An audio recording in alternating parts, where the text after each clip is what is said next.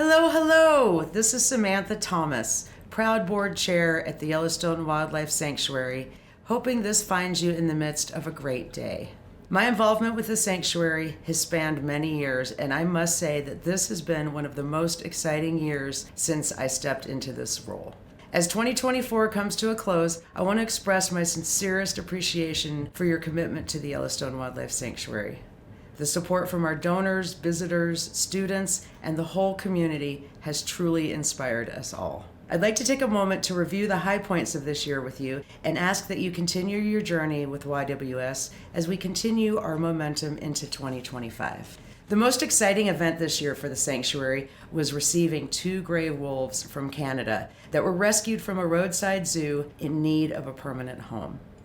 The transport involved U.S. and Canadian wildlife agencies, border customs permits, and licensing.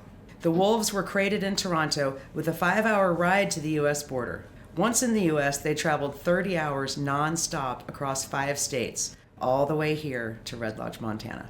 Here's Pilot sprinting out of the crate into his new home at YWS. The wolves are brother and sister. They were named for the peaks near Red Lodge. You know, Pilot and Index. Today, they love their home with us here at the sanctuary. The press in Montana and Wyoming recognized the arrival of Pilot and Index as big news for YWS. The publicity was front page news. Thank you so much to the media for announcing their arrival in March of 2024. Sadly, in April, Red Lodge said farewell to one of the sanctuary's most ardent supporters, Emeritus Board Member Claire Whitcomb. At 90, Claire's life was spent both enriching Red Lodge as well as touching many lives in our community. YWS declared June 1st Claire Whitcomb Day to celebrate her life amid her beautiful gardens and to never forget her years of dedication, service, and love. On June 25th of 2024, the Red Lodge City Council voted unanimously to swap land with YWS, deeding us its full bison yard and area within the perimeter fence. The city of Red Lodge gained land adjacent to the recycling center in the swap. Red Lodge artist Lee Kern sculpted our very own Speedy. The statue is unveiled and beautifully dedicated to William Wondra as part of the annual bison birthday celebration. Being located on a beautiful lake would be lovely, but not when it's the result of rain and snow melt. Each spring, the sanctuary braces itself for the flow of water that pours into our enclosures and runs down our walkways from the old mine and parking area. Mike Maples, Red Lodge Public Works Director, measured the water flow in the spring of 2024. He was able to capture the origins of the water. Work began this fall to redirect the watershed away from the sanctuary and Coal Miners Park. Thank you, Red Lodge. With the generous donation of consulting by Langless Associates, the sanctuary spent much of the year evaluating the land to plan for new habitat construction. In September, YWS hired Jacob Seifert to raise the front yard and driveway of our property to coordinate with the city's efforts to keep water from washing YWS away. Preparing to winterize our bobcat enclosure, YWS learned that the habitat, which was built over 30 years ago, would not hold up to another load of snow. The bobcats, Bob and Mackenzie, were moved from the old enclosure to a new enclosure built to house them safely through the winter. They will be off display while a new habitat is built. Our bobcat quarantine enclosure was possible because of an anonymous stock donation to cover the unexpected expense. Giving stock rather than cash may benefit you as a taxpayer while meeting critical needs for the sanctuary.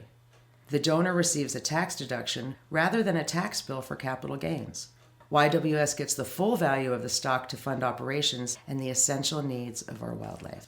Demolition of the old bobcat enclosure was immediate. And then Mayor Dave Westwood and I put the first shovel in to break the ground for the new bobcat habitat on October 23rd of 2024. Chad Bachman Group has begun the new construction. Chad just happens to be the grandson of Robert Hammond Sr., who built our original bobcat and mountain lion habitats 30 years ago.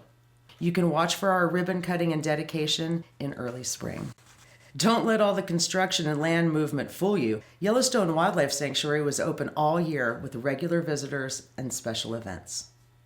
Our education program served over 4,000 students this year. Winter and summer camps were successful, and we will continue winter camps again in 2025.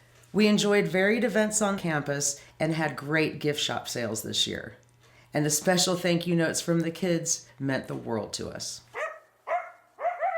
You can often hear our coyotes singing for their supper. Yes, all of our animals depend upon regular meals all year round, as well as shelter and regular veterinary care. Staffing with professional keepers and providing habitats and food quickly adds up to over $1,200 a day.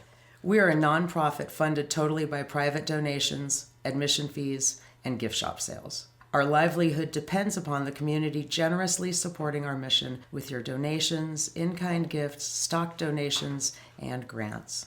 Our greatest need is through the winter months when we're not open for regular visits and don't have a steady revenue stream from guests. Thank you for your support now and always. As you plan your end-of-year giving, please remember Yellowstone Wildlife Sanctuary. Our animals appreciate how you give from the heart.